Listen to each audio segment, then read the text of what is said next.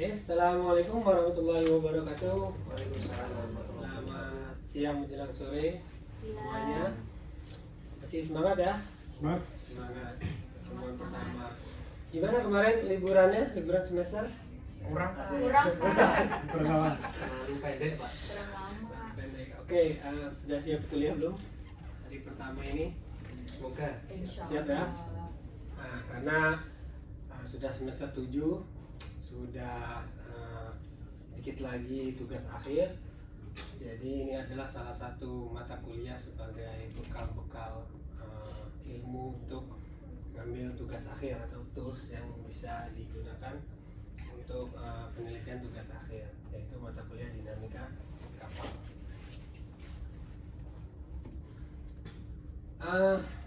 Saya bagi menjadi 3 tahap.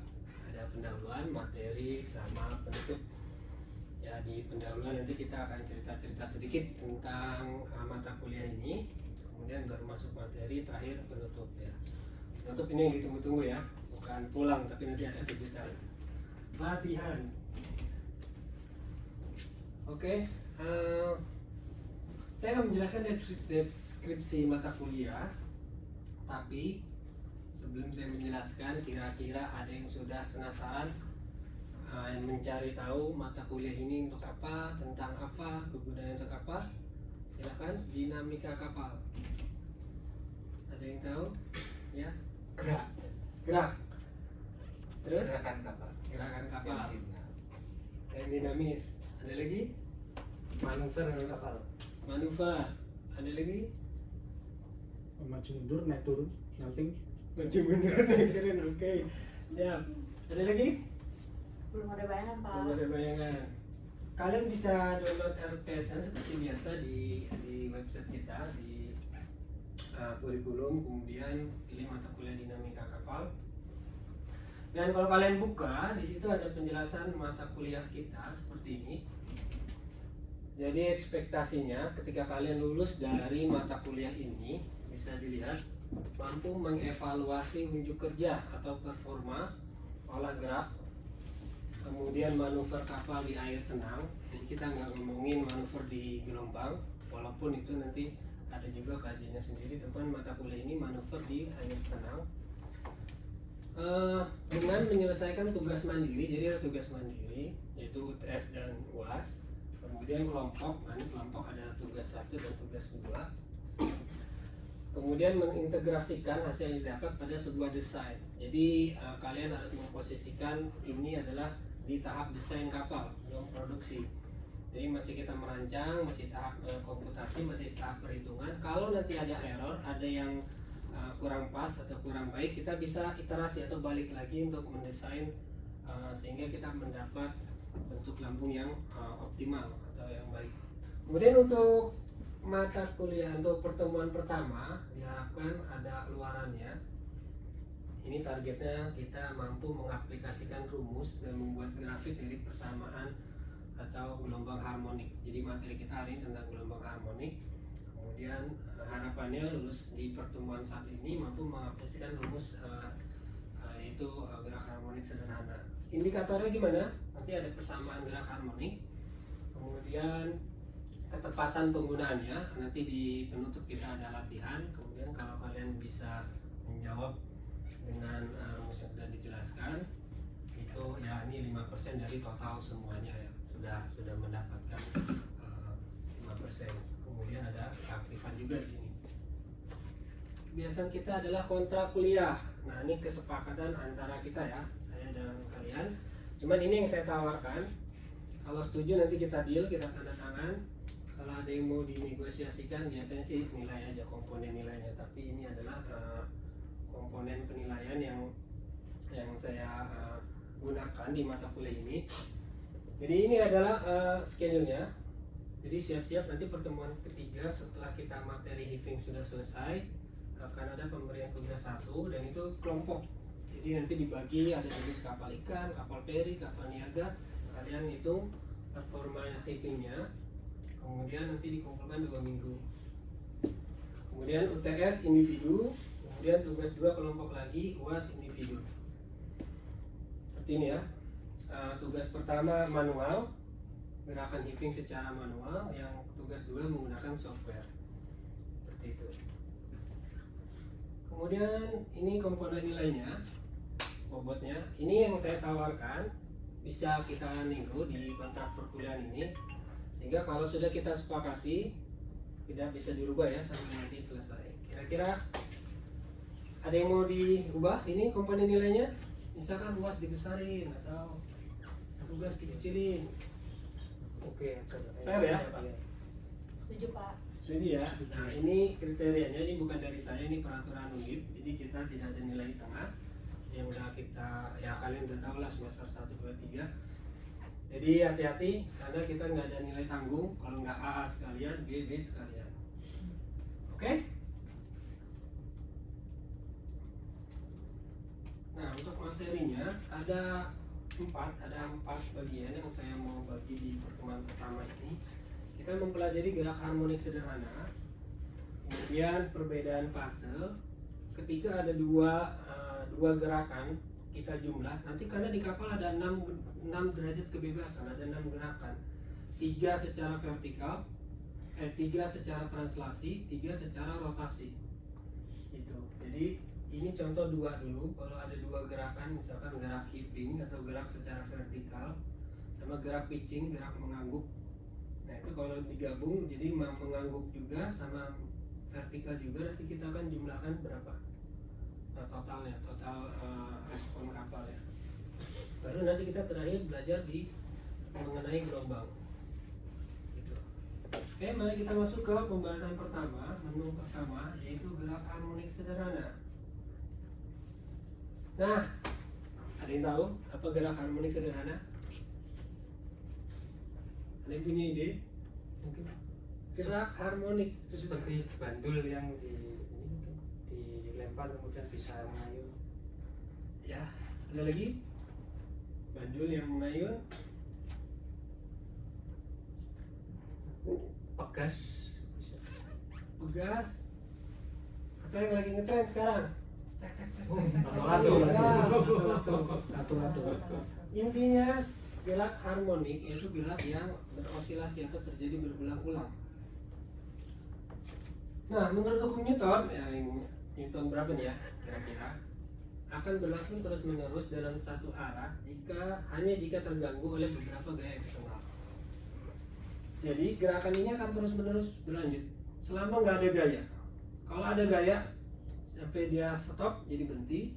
Kalau ada gaya menambah jadi dia nambah. Tapi selama nggak ada gaya eksternal dia akan terus-menerus. Contohnya ini akan terus muter selama tidak ada gaya eksternal. Atau lato-lato kalau kita stabil dia akan seperti ini terus. Hukum Newton 2 Pak minimal ya. Hukum Newton 2 apa bunyinya? F sama dengan MA. Ya, betul. Ada juga yang hukum Newton pertama, kesetimbangan, sigma F sama dengan 0. Ketika tidak ada gaya dari luar, maka gaya akan cenderung diam. Atau kalau dia lagi kecepatan akan konstan. Kemudian arah juga bisa bergantian, artinya bisa maju dalam satu arah, kemudian mundur ya, tadi saya bilang. Dalam selang waktu tertentu yang umum dikenal sebagai gerak osilasi. Nah ini definisi osilasi. Jadi kita ada perputaran seperti ini, balik dari sini ke posisi lagi, gerak osilasi. Nah dalam materi ini dikenal dengan gerak harmonik sederhana. Jadi itu ya definisinya. Gerak maju mundur atau gerak yang dari posisi awal balik lagi ke posisi semula dalam waktu tertentu. Nah, ini contohnya. Jika suatu titik dianggap bergerak sepanjang gerak lingkaran, ini titik taruhlah kita titik P ini ya, bergerak dengan jarak ZA ini. Kemudian kecepatannya ini omega ya, kecepatan dalam 1 detik segini, 2 detik segini, 3 detik segini, 4 detik segini, sampai nanti terakhir dia balik lagi butuh waktu berapa detik. Nah, misalkan titik P bergerak sepanjang lingkaran dengan radius ZA ini ya. Kemudian dengan kecepatan konstan. Jadi misalkan kecepatannya 2 derajat per detik. Jadi setiap detik nambah 2 derajat, nambah 2 derajat, nambah 2 derajat ya kan? Atau kalau biasa kita di engineering pakai radian ya, karena radian itu sangat erat kaitannya dengan meter, atau karena radian itu kan panjang ini sama dengan panjang jari-jarinya gitu. Itu biasanya kesepakatan 57,3 derajat misalnya. Ketika sudutnya 57,3 derajat, panjang ini akan sama dengan panjang jari-jarinya gitu. Jadi daripada kita pakai derajat, kalau dihitung-hitungan biasanya kita pakai radian. Tapi untuk gampang dibayangin pakai derajat. Nah, kemudian titik P memproyeksikan ke garis diameter lingkaran menjadi P. Jadi yang kita, walaupun ini muter-muter, kita hanya bayangkan ini, tingginya ini aja. Jadi ketika dia geser ke sini, tingginya menjadi ini. Ketika dia geser ke sini, tingginya menjadi rendah. Sampai ketika dia geser ini berarti 0, tidak punya tinggi. Ke bawah ada lagi, sehingga kalau ini kita fokus terhadap garis Z ini, maka kita akan menjadi menghasilkan fungsi sinusoidal ya, naik, turun, kebayang ya. Ketika dia di sini dia turun, ketika dia di sini turun lagi, ke sini turun lagi ke bawah, ketika ke sini dia naik lagi sampai ke sini naik lagi. Jadi nanti kurvanya gitu, turun, naik, turun, naik. Seperti itu adalah gerak harmonik sederhana. Nah, secara matematis gampang, posisi Z ini kita dapat dari mana? Amplitudonya ZA kita kali dengan cos omega T. Omega T satuannya radian ya. Karena omega ini adalah kecepatan sudut, radian per second dikali dengan second sama dengan radian sudut. Karena yang di dalam cos itu harus sudut. Nah, mungkin cos berapa meter ya? Cos 10 derajat, cos 2 derajat gitu. Di dalam cos ini harus radian, kemudian kita kali dengan amplitudenya. Kali ini nggak berubah, ini kan akan selalu sama nilainya Z ini, radiusnya. Cuman ketika pandang ke sini, ini akan berubah-berubah. Kita turunkan terhadap waktu menjadi kecepatan, turunkan terhadap waktu menjadi percepatan. Ya, ini udah paham ya. Next. Nah, ada terminologi yang harus kalian pahami, yaitu adalah T dan frekuensi. T adalah periode. Ada yang tahu periode?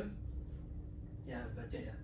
Waktu yang dibutuhkan untuk menempuh satu kali putaran atau satu siklus. Satu siklus butuh berapa detik. Nah, kalau frekuensi kebalikannya, dalam satu detik berapa kali siklus gitu. Ya, ini kadang bingung ya, cuman dipahami lagi. Kalau T periode satuannya second, waktu, berarti yang ditanyain waktu.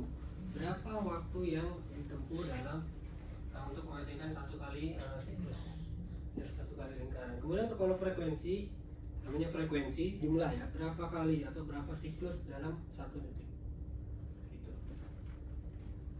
Paham sampai sini? Ya, di sini agak sedikit karena kita main hitung-hitungan ya. Lanjut kita ke pembahasan kedua. Setelah kita sudah paham apa itu gerak harmonik, ada yang disebut namanya beda fase. Apa itu beda fase? Ada yang tahu? Beda fase. Lihat dari gambar ini. Awalnya kita mulai dari sini. Bagaimana kalau awalnya mulai kita dari sini? Ini kita punya perbedaan sudut dari awal di sini. Nah, ini perbedaan sudut mula-mulanya ini disebut sudut fase. Karena bisa jadi pada saat kondisi awal nggak selalu di puncak. Bisa jadi malah kondisi awal pada saat lagi diam, belum bergerak, kemudian baru bergerak. Berarti T0-nya di sini. Nah, ini contoh ini T0-nya di sini. T0 itu maksudnya keadaan mula-mula ketika benda itu belum bergerak. Di sini T0-nya di sini, berarti dia mempunyai sudut dari awal mula perhitungan. Jadi kalau kita mau mulai dari sini tuh cos. Kenapa cos? Karena cos itu adalah depan per samping, depan sini, depan sampingnya sini. Jadi arahnya ke sini. Jadi sudut itu dibuka ke sini, berarti dari sini ke sini, startnya dari sini. Ya kan? Jadi sudut dari sini ke sini itu disebut sudut epsilon. Nah, ini adalah awal mula di mana gerak itu muncul. Nah, itu disebut sudut fase. Seperti ini. Nah, OP aksen, jadi O ke P aksen ini ya adalah OP sama kayak tadi. Kalau tadi ZA intinya jari-jari, kemudian kita kali cos. Kalau dia mulainya dari sini, tapi kalau dia mulainya dari epsilon, ada sudut fase mulainya dari sini, maka persamaan awal yang tadi kita mulai dari sini kita tambahin sudutnya segini. Sebesar epsilon. Kalau ini epsilon yang nggak ada, 0 kan sama aja WT omega T ditambah 0 kan, karena tidak ada sudut yang terbentuk di awal. Ketika dia ada sudut mula-mulanya, maka kita tambahkan epsilon. Gampang ya, tinggal ditambahin aja, tadinya dia nggak ada terus jadinya ada. Kira-kira jadi seperti ini kalau kita proyeksikan.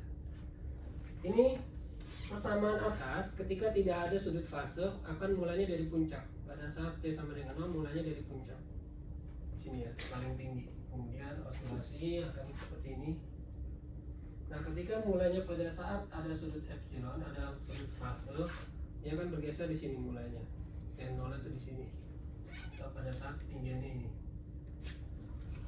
Karena mempunyai kecepatan yang sama, mempunyai omega yang sama, maka dia akan punya jarak yang sama terus sampai seterusnya. Itu yang disebut beda fase. Lanjut yang ketiga, ada penjumlahan dari dua gerak harmonik. Nah, kalau kita punya ada P1 yang mulanya dari sini, kita punya sudut fase ke sini, ada P2 yang punya sudut fase ke sini. Kemudian penjumlahannya adalah ini. Jadi kalau kita proyeksikan, tingginya P1 ini adalah ini, Z1, tingginya P2 adalah Z2. Nah, ini P totalnya adalah ini. Gitu. Jadi ini kalau kita pindahkan ke sini kan kayak dijumlahin ya. Nah, bagaimana kalau dia mutar terhadap waktu, berubah terhadap waktu, 1 detik di sini, 2 detik di sini, 3 detik di sini. Gampang.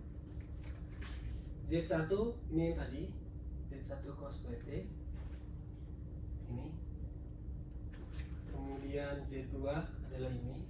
Kita tambahkan ini ya, jarak dari Z1 nya, sudut fase tadi.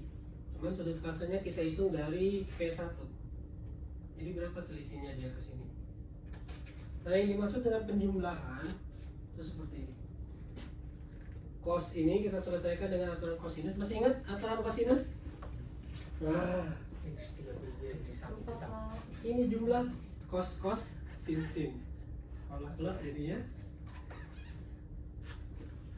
cos sin. Kalau plus jadinya minus. Kalau minus jadinya plus.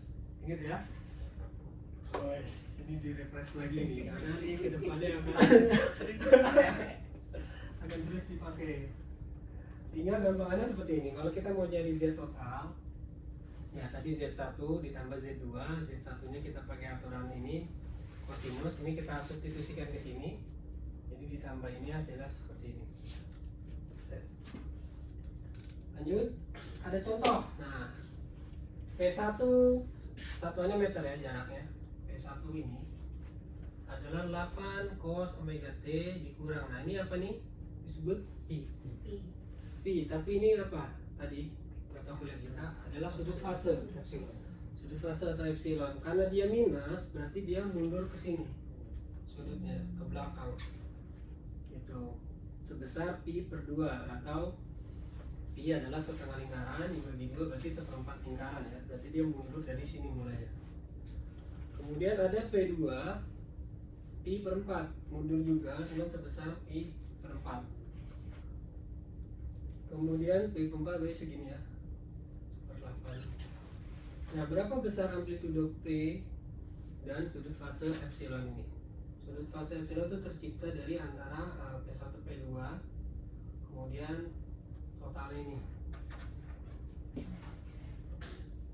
Nah, kita cari tahu dulu jaraknya atau delta ini ya.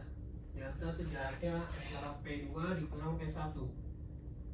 Jadi jarak dari sini ke P2 itu berapa? Ada sudut fasenya. Jarak dari sini ke sini sudut fase P2 dikurang sudut fase P1. Maka kita akan ketemu jaraknya. Itu gampang. Pi per 2 omega T pi per 4 ini yang besar, P2 dikurang P1. Maka deltanya seperti ini. Jadi jarak dari P1 ke P2 itu sebesar sekian derajat. Berapa nih pi per 4? Pi adalah setengah lingkaran dibagi 4.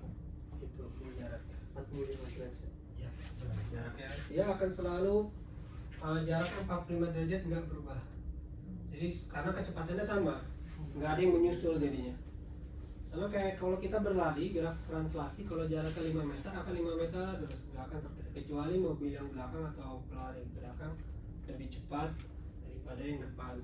Tapi selama kecepatannya sama, dia akan selalu mempunyai delta yang sama. ini. Kalau udah ketemu deltanya, kita masukkan tadi rumus yang tadi. Z1, Z2, 2Z1 cos delta tadi. Ketemu Z-nya. Jadi Z itu dari sini ke sini. Z1 ditambah Z2 totalnya. Kemudian epsilonnya atau jaraknya dari sudut pertama ke amplitudonya. Ada sekian. Latihan. Kemudian terakhir, ini adalah setelah kita tahu apa itu gerak harmonik, perbedaan fase, kemudian jumlah dari dua gerakan, kita masuk ke gelombang reguler. Ini langsung kita jelasin. Seperti halnya benda solid, fluida juga mempunyai gerak translasi seperti sungai yang geraknya lurus, kemudian bisa juga gerak rotasi seperti pusaran air ya.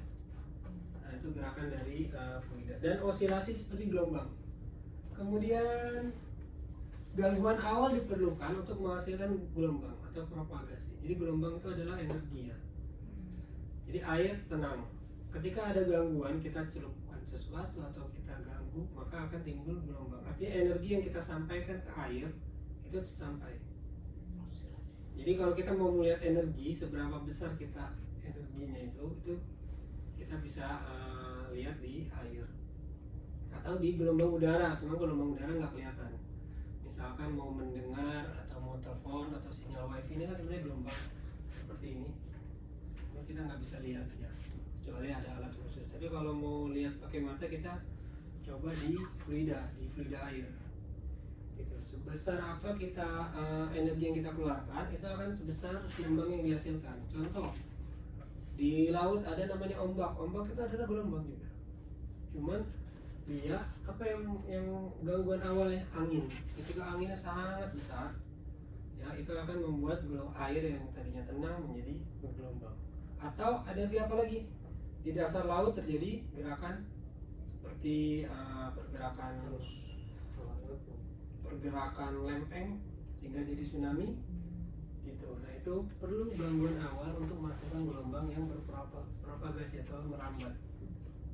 Nah karena gelombang ini merambat, jadi ada dua variabel. Jadi massa air tidak bergerak, tapi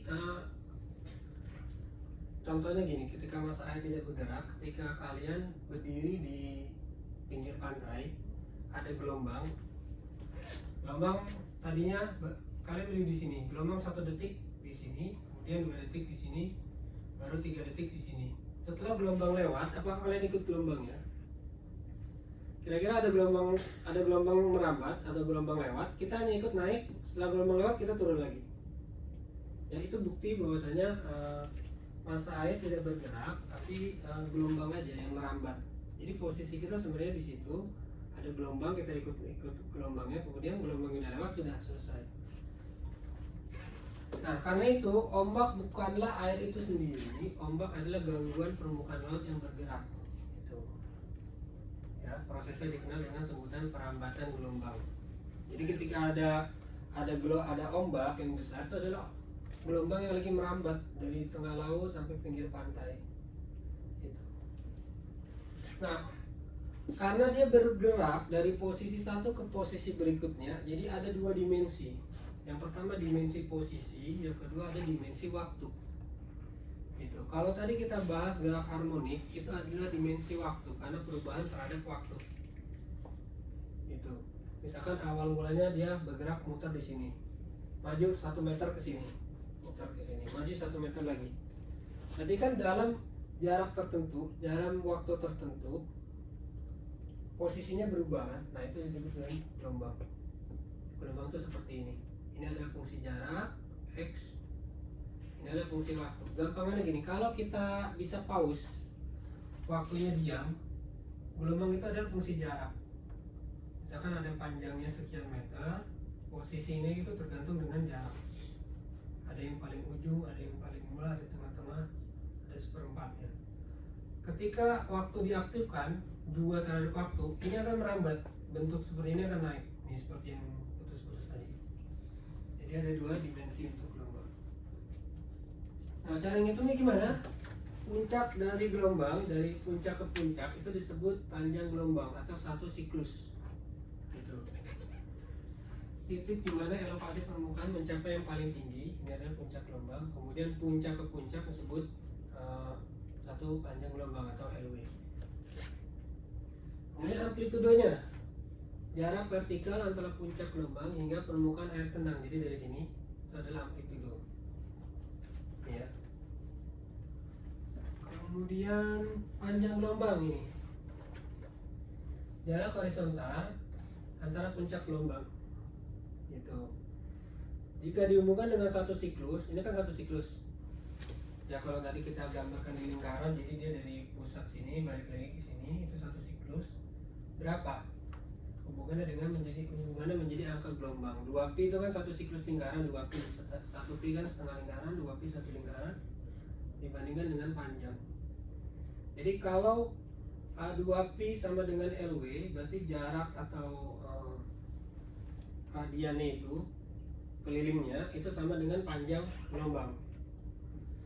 Jadi 2pi radian satu keliling itu kan diameter apa? Keliling lingkaran pinggirannya. Contohnya, puncak C bergerak ke arah kanan dengan 20 feet dalam waktu 2 detik seperti ini. 20 feet dalam waktu 2 detik. Berarti kecepatan gelombang merambat itu adalah 10 feet per second. 1 detiknya 10, 1 detiknya 10. Maju gitu. Ya. Nah, jarak C bergerak ke kanan dalam 1 detik disebut fase kecepatan atau ini. Kecepatan kalau kita tadi yang gerak harmonik itu adalah omega, sama aja satuannya radian per second. Kemudian jumlah puncak gelombang dalam 1 detik disebut frekuensi tadi ya. Ada berapa puncak? Karena ketika ada 2 puncak atau 1 siklus itu disebut frekuensinya, berarti apa? 1 siklus per detik. Ya, jumlah puncak gelombang dalam 1 detik. Yang tadi ya. Di sini tadi ada berapa frekuensinya. Nah, bedanya getaran sama gelombang apa? Getaran itu frekuensinya biasanya ya itu lebih dari 1 Hz. 1 Hz bisa jadi 2 Hz, bisa jadi 20 Hz, bisa jadi 30 Hz, bahkan sampai kilohertz kalau untuk gelombang suara.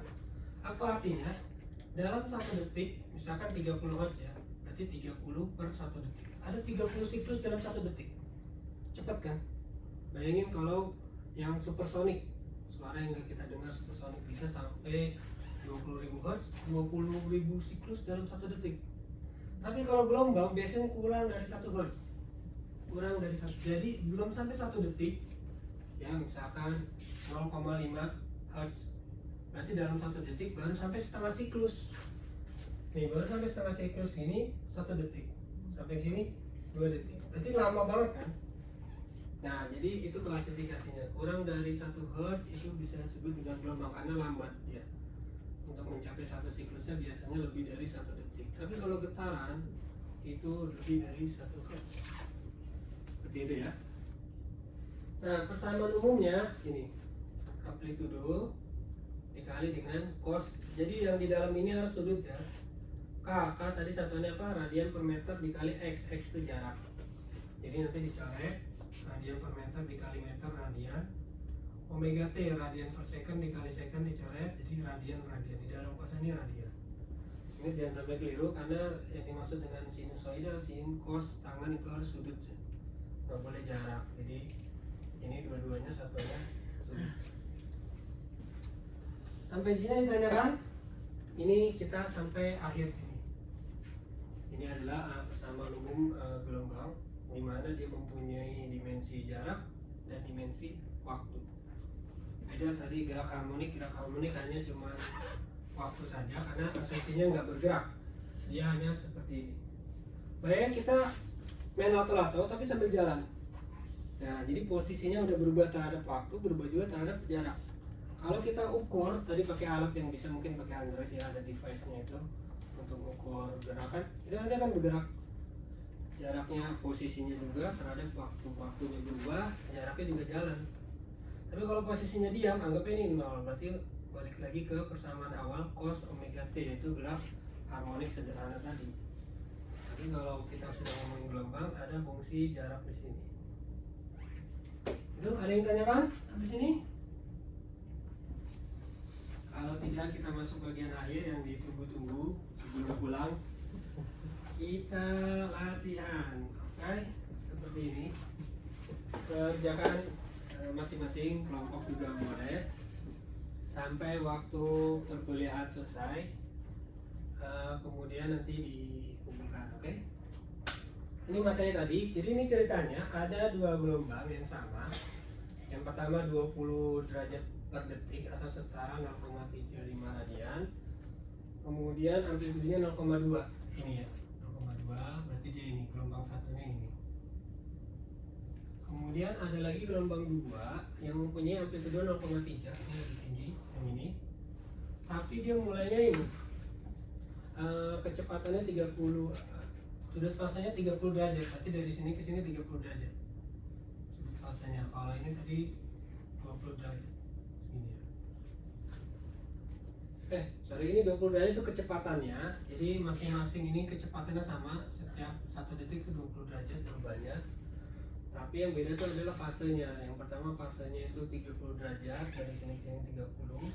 Kemudian yang kedua adalah 80 derajat, dari sini ke sini 80. Nah, itulah frekuensi gelombang 1 dan 2 dalam hertz.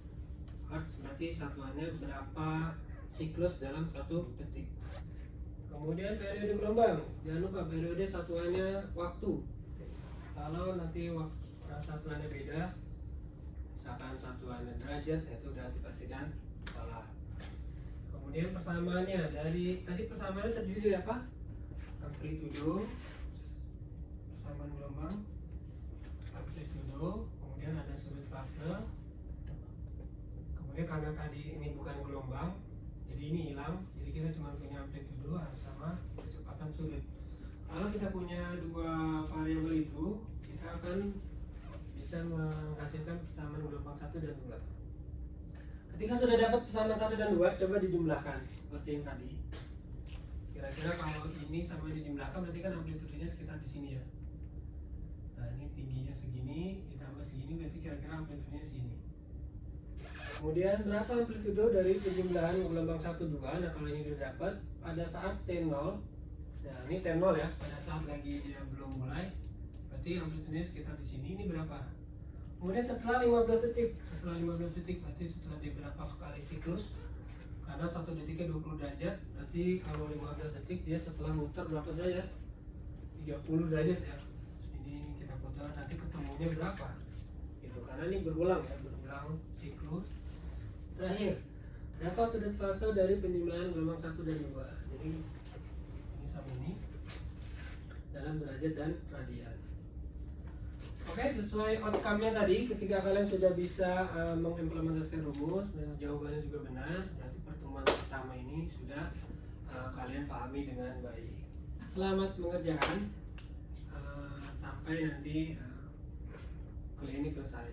Sekitar ya masih sejaman lagi. Oke? Saya tutup. Assalamualaikum warahmatullahi wabarakatuh. Waalaikumsalam warahmatullahi wabarakatuh.